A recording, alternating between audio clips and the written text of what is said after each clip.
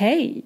Aujourd'hui, on se retrouve pour un nouveau podcast. Et pour ceux qui connaissent pas mon podcast, c'est le podcast Parlons French. Donc un podcast où on parle français sur plein de sujets de société, tout simplement.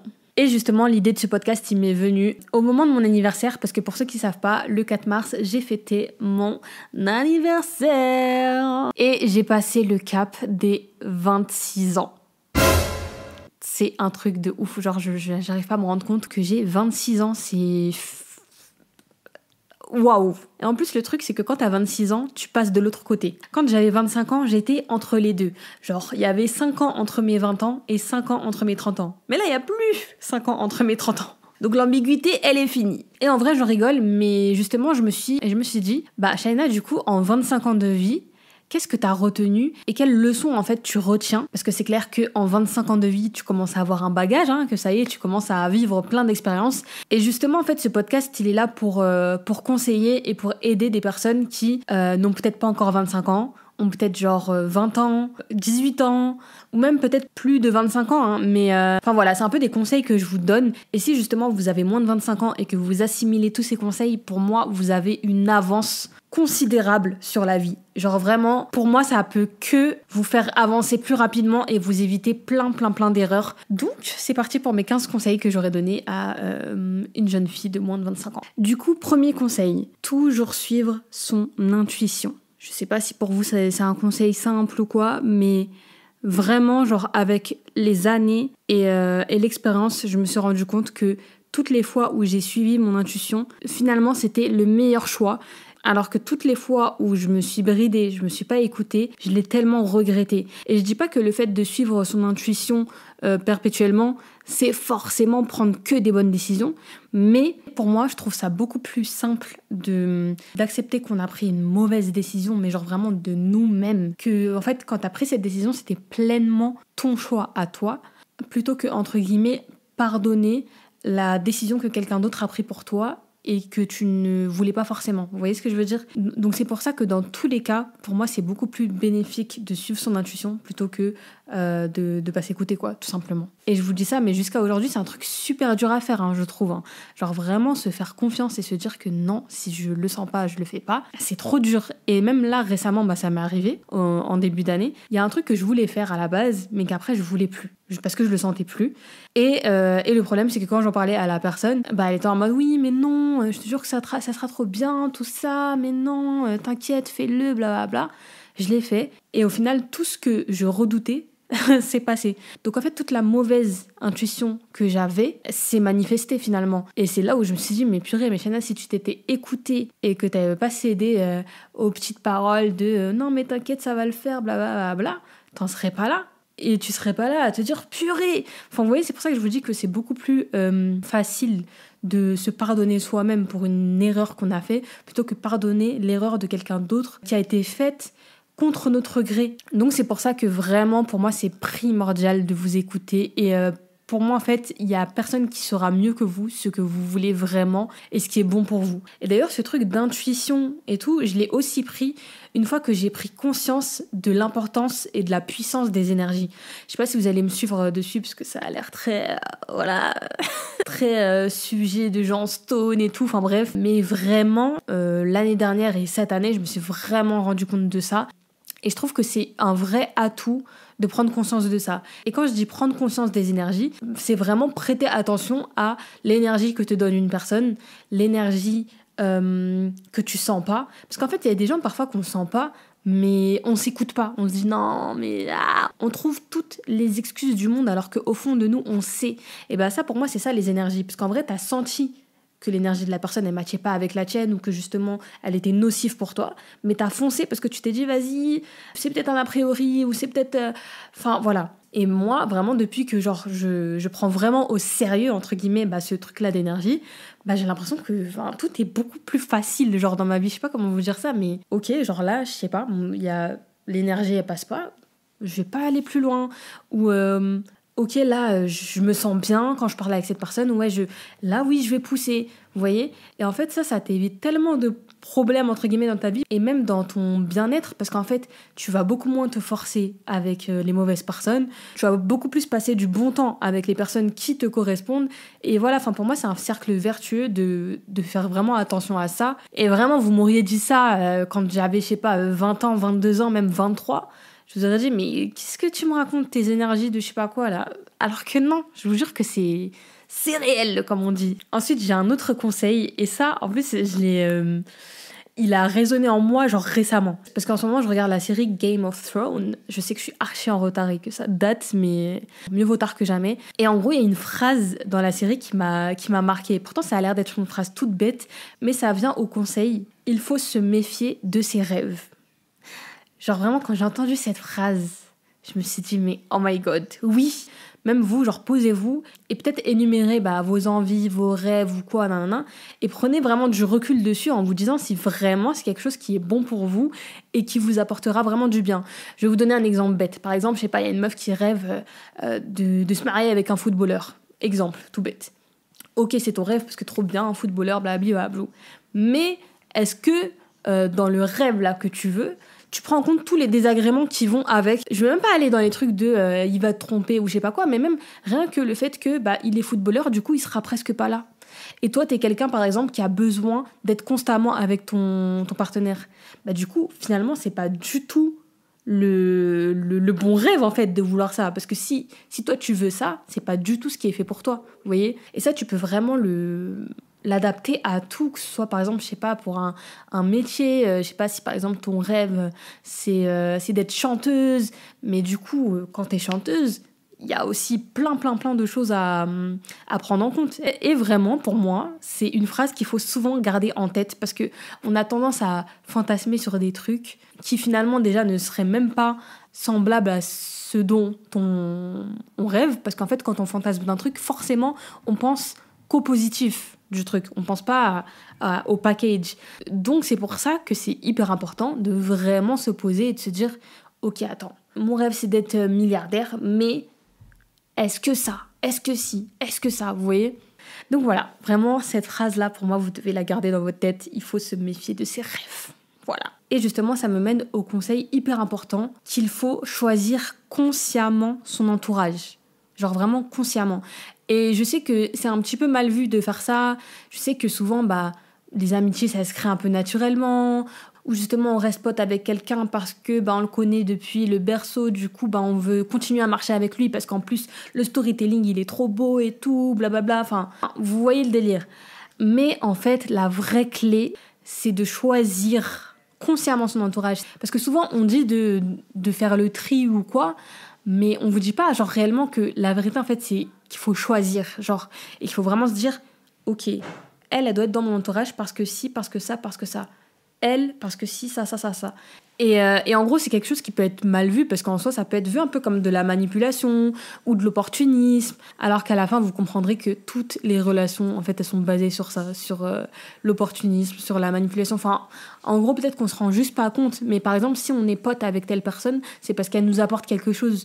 Et nous, peut-être que c'est juste inconscient, on va juste se dire qu'on se sent bien avec cette personne, alors que dans les faits, c'est parce qu'elle nous apporte vraiment quelque chose. Et moi, par exemple, j'étais pas du tout comme ça. C'est pour ça que, genre, les personnes qui choisissent consciemment leur entourage, genre vraiment qui blaguent pas avec ça, je trouve que c'est un point hyper important et qui peut grave vous faire avancer. Et quand je dis choisir aussi, c'est faire une hiérarchie dans ses amitiés. Ça veut dire que il faut consciemment dire, ok, mes amis proches, c'est ça. Ensuite, le cercle un peu plus large, les bonnes connaissances, je les mets là. Enfin, vous voyez, genre, en fait, pour moi, c'est hyper important de faire ça consciemment, parce que ça va vraiment tout changer. Et même vous aussi, au niveau de votre énergie, vous allez beaucoup moins vous fatiguer. Par exemple, vous allez savoir que l'amitié qui est plus dans la case bonne connaissance, vous allez juste rigoler avec cette personne et vous n'allez pas forcément lui raconter votre vie ou quoi. Et quand justement vous n'avez pas cette hiérarchie-là et que vous n'avez pas choisi consciemment votre entourage, en fait vous vous mettez à raconter votre vie à quelqu'un qui est genre dans la case d'en bas et à donner moins de d'énergie à la personne qui est justement censée être la personne la plus importante et celle qui vous apporterait le plus dans votre vie. Enfin, en fait, vous mélangez tout et du coup, en fait, vous vous retrouvez dans des trucs catastrophiques. Et après, je sais aussi qu'il y en a qui osent pas vraiment faire ça parce qu'il y a aussi la peur du conflit. Enfin, on voit souvent des gens dire « Ouais, je fais le tri dans mes amitiés, blablabla ». Mais en vrai, moi, à chaque fois, je me dis « Mais comment ils font ?» Genre, tu te réveilles un matin, tu dis à la personne « Ouais, toi, je te barre de ma vie ».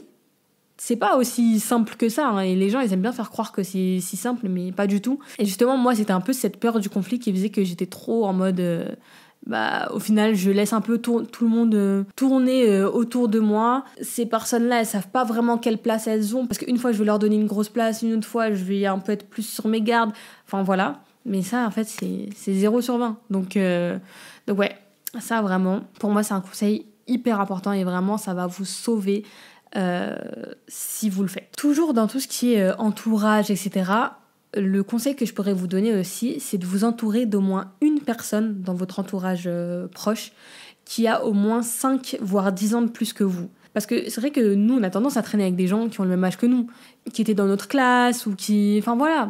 Mais le truc, c'est que pour moi, les personnes qui t'apportent le plus et qui t'apprennent le plus, c'est des personnes qui ont beaucoup plus d'expérience que toi. Parce qu'elles, elles ont fait des erreurs que toi, tu n'as pas encore faites.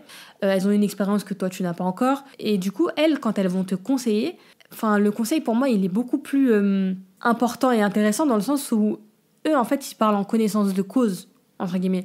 Alors que quelqu'un qui a ton âge, qui a genre 22 ans comme toi et qui te conseille sur ta relation amoureuse, bah, ça se trouve, en fait, ce qu'elle va te dire, ça va pas être si intéressant que ça ou si impactante que ça, parce qu'elle-même, en fait, elle est en train de faire ses expériences et d'apprendre en même temps que toi. Alors que si à 22 ans, tu demandes à une personne qui a peut-être 30 ans conseil, bah peut-être que cette personne, elle te dira des choses qui seront beaucoup plus marquantes et qui t'aideront beaucoup plus qu'une personne de ton âge.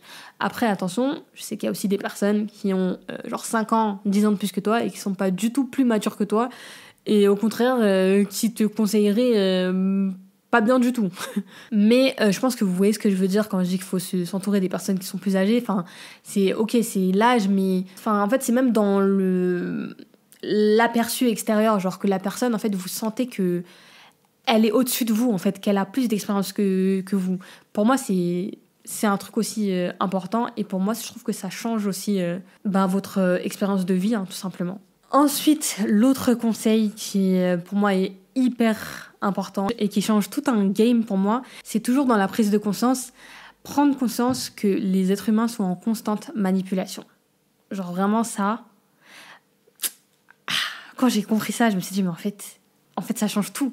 Parce que souvent, en fait, la manipulation, on l'aborde que quand c'est un fait, ou quand voilà, quelqu'un t'a fait du mal, ouais, elle m'a manipulé à ce moment-là. Alors qu'en vrai, la vérité, c'est que genre, dans toutes les relations que vous avez, genre tout le temps, il y a de la manipulation tout le temps. Et moi, ça, c'est un truc que j'ai grave compris avec Pravina, je sais pas si vous connaissez. C'est une personne qui fait beaucoup de vidéos sur les enjeux de pouvoir, sur les relations un peu sociales, l'intelligence sociale, tout ça. Elle, c'est plus dans le domaine du travail, mais genre vraiment, moi, depuis que j'ai regardé ces vidéos, je me suis dit, mais genre, elle m'a ouvert les yeux de fou sur ça. Et en fait, c'est des trucs, mais vraiment tout bête, qui montrent qu'en fait, les dés, ils sont déjà lancés dès le début. Et même, ça t'aide à te créer aussi un bouclier. Parce que quand tu sais que les gens veulent te manipuler, finalement, tu les vois moins impactants que si tu te fais manipuler sans te rendre compte, vous voyez. Et bref, ça, franchement, c'est un point à développer à fond. Mais je vous invite à regarder la chaîne de Pravina. Genre, vraiment, ça va vous apprendre tellement de choses et c'est tellement intéressant. Ensuite, un conseil, vraiment, ça, c'est... un des plus gros conseils, mais je pense que ça on le dit très souvent, et c'est la force de savoir dire non. Genre vraiment, moi, ça c'était mon problème pendant des années, genre vraiment des années. Je ne savais pas dire non. Toujours, il fallait que je dise oui. Parce qu'en fait, on nous a trop habitués à associer le non à quelque chose de négatif. Alors que t'as le droit de vouloir dire non à quelque chose sans être forcément méchante. Et comme moi, j'associais trop ça à la méchanceté, je me permettais pas de le dire ou quoi. Si vous êtes dans ce cas-là, genre là, il faut que vous vous forciez à dire non. Parce qu'en fait, c'est vous que ça va protéger, tout simplement. Et ok, vous allez peut-être passer pour la méchante parce que vous allez peut-être dire non à quelqu'un qui a pas encore pris conscience que dire non, c'est une liberté, que dire non, c'est pas forcément méchant, etc., etc. Mais c'est vous que vous allez prioriser et c'est vous que vous allez faire avancer. Parce que dire oui à tout, ça va vous emmener nulle part. Genre vraiment nulle part. Et en plus, même au niveau des relations sociales, ça revient à ce que je disais tout à l'heure. Les gens vont beaucoup plus vous manipuler parce qu'ils savent que vous allez jamais dire non. Et voilà, c'est un cercle vicieux. Et ouais, vraiment pour moi, c'est hyper important de s'écouter sur ça et de se dire que dire non, ça fait pas de vous un diable, ça fait pas de vous une personne méchante. Et si la personne en face, elle comprend pas, c'est justement parce que vous l'avez trop habituée à dire oui, ou parce que elle sait qu'elle aura pas ce qu'elle veut et que ça la fait chier tout simplement, mais c'est pas votre problème. Donc ouais, si vous êtes encore jeune et que vous avez cette force-là de dire non quand vous voulez dire non, vraiment pour moi, vous avez gagné. Vraiment, parce qu'en plus, quand t'es jeune, c'est là où les gens abusent le plus, c'est là où les gens veulent tout de toi, veulent toujours que tu dises oui. En plus, comme t'es jeune, et t'as pas à dire non. Enfin bref, ça vaut vraiment pour tout, que ce soit amitié, famille, professionnel, dans tous les domaines. Pour moi, c'est important de savoir dire non. Ensuite, un conseil qui va peut-être fâcher plus d'un ou plus d'une, mais vraiment ce que j'ai compris dans la vie, c'est que le plus important en fait, c'est pas de faire des grandes études ou voilà, d'avoir tant d'argent ou ce travail-là ou quoi. Vraiment pour moi, le plus important dans la vie, c'est le réseau. Et ça, c'est un truc pareil que j'ai compris très très tard. En plus, c'est très bête parce que moi, justement, avec l'influence, depuis limite mes 18 ans, j'ai accès à un réseau de fou malade. Mais à partir du moment où t'as pas confiance de ça et que tu sais pas comment ça marche, comment on gère un réseau, comment on se crée un réseau, t'auras beau en fait côtoyer les plus gros réseaux, croiser les plus gros PDG, des trucs, machin et tout, mais si tu sais pas réseauter, ça t'apportera rien du tout. Et vraiment ça, c'est un truc qu'on ne dit pas assez, alors que pour moi c'est le nerf de la guerre, genre vraiment, et ça, si vous le comprenez hyper tôt dans votre vie, vous allez avancer hyper vite. De toute façon, moi je trouve qu'on le voit dès le collège, la puissance du réseau. Par exemple, en troisième, quand tu dois faire ton premier stage là, de troisième, tu vois directement en fait la puissance du réseau quand ton camarade il a directement trouvé un stage chez tel parce que son père connaît la personne qui travaille là-bas ou la sœur de cette personne qui travaille dans ce truc-là et qui peut te prendre facilement, vous voyez. Là où toi, si t'as pas de connaissances, t'as pas de réseau, t'es obligé de chercher ton stage en postulant. Et après, je sais que forcément, le réseau, il se fait plus facilement quand tu pars du bonne base. C'est-à-dire que, par exemple, pour les stages de troisième, généralement, c'est ceux qui ont maman, papa, qui ont un très bon travail, une très bonne situation. Donc oui, ça, c'est une question de logique, mais quand tu grandis, au final, c'est là que tu comprends que c'est hyper important. Et moi, justement, dans ça, j'ai grave une pote à moi qui m'a marquée dans ce côté réseautage et tout. Parce qu'en fait, il n'y a pas besoin d'être dans le milieu de l'influence ou dans des soirées mondaines de je sais pas où pour se faire un réseau. En fait, ça part vraiment de très bas. Et moi, par exemple, je me souviens que ma pote, depuis le collège, genre, c'était quelqu'un qui gardait tout le temps le contact de tout le monde. Quand on allait en colonie, des trucs bêtes, des trucs genre vraiment de...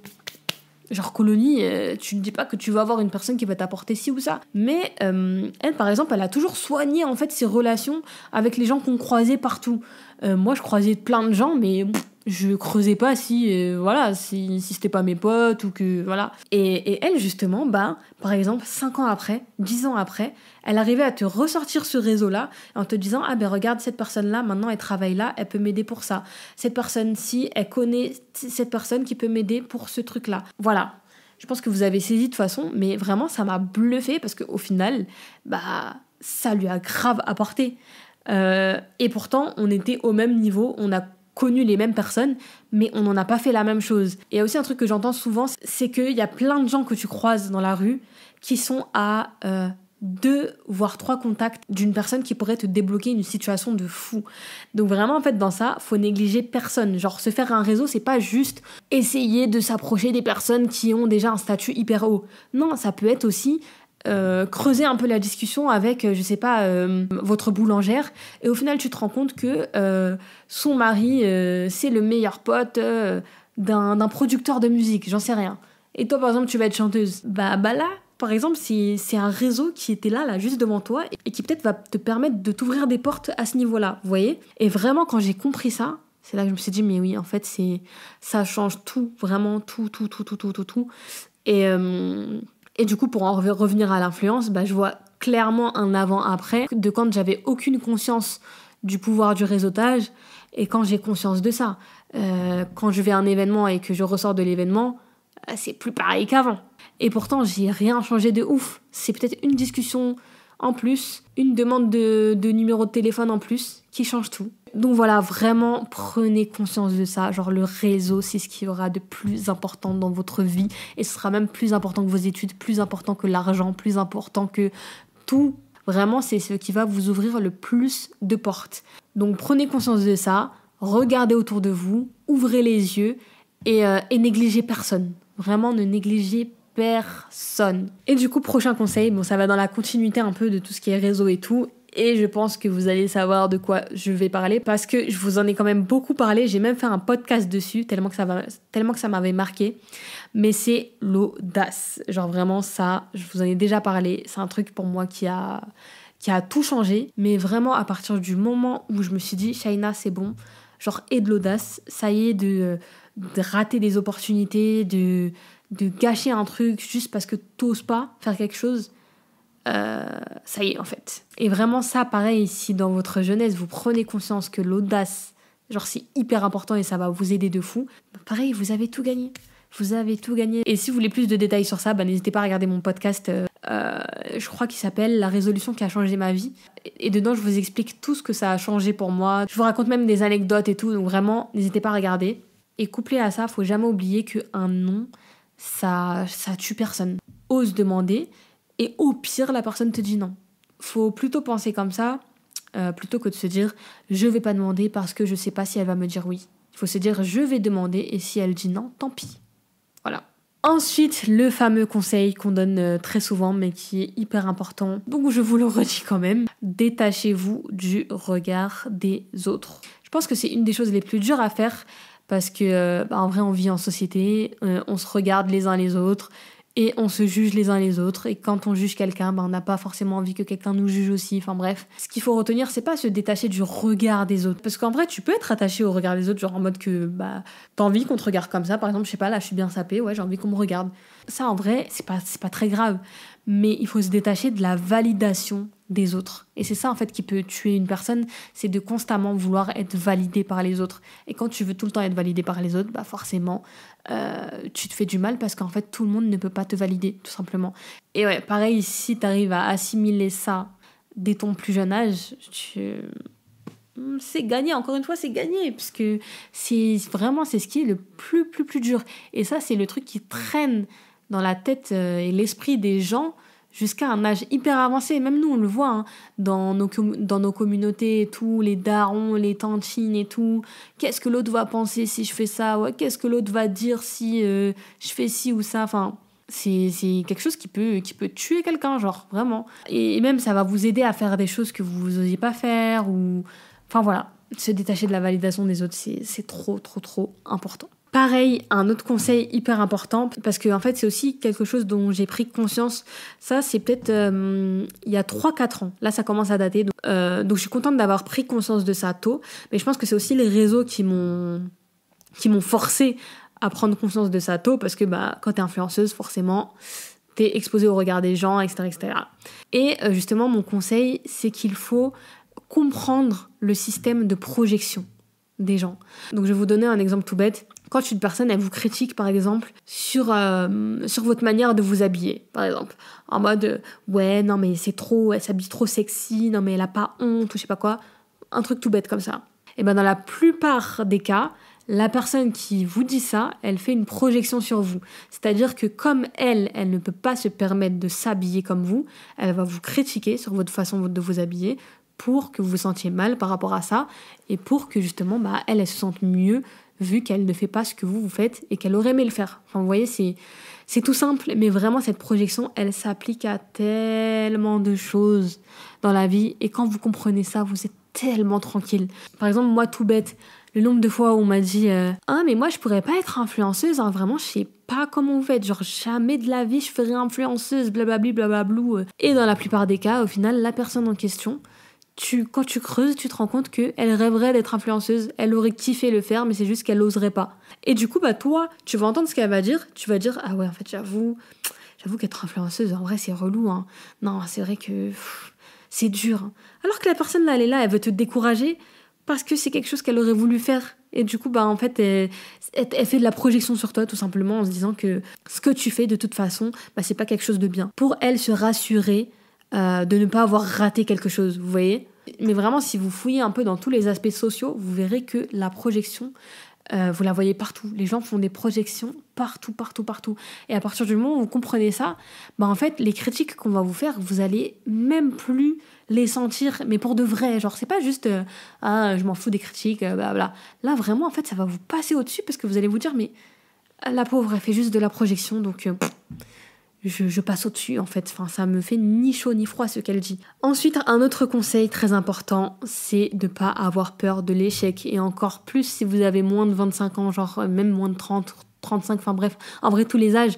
Mais ce que je veux dire, c'est que si vous êtes jeune et que vous avez peur de l'échec, pour moi, c'est le plus gros gâchis que vous pouvez faire dans votre vie. Pour moi, on n'a pas le droit d'avoir peur de l'échec quand on est jeune. Enfin, pour moi, c'est une erreur fatale parce qu'en fait, c'est à ce moment-là que tu dois faire tes erreurs et c'est à ce moment-là que tu dois tenter. Encore une fois, on en revient à l'audace et tout, oser et tout ça, mais vraiment, c'est là qu'il faut, entre guillemets, se casser la gueule ou faire des choix risqués ou quoi. Et surtout qu'en plus, l'échec, c'est pas mauvais en soi, c'est quelque chose qui peut vraiment vous apporter de fou. Et de toute façon, si vous avez suivi tous les autres conseils, de toute façon, tout s'emboîte.